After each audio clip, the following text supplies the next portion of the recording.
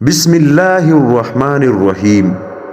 دوستو، کیا آپ کو پتہ ہے کہ بسم اللہ الرحمن الرحیم میں اللہ تعالیٰ نے کون سی طاقت رکھی ہوئی ہے؟ ہر حاجت کے لیے بسم اللہ الرحمن الرحیم کا یہ وظیفہ بہت ہی طاقتور ہے۔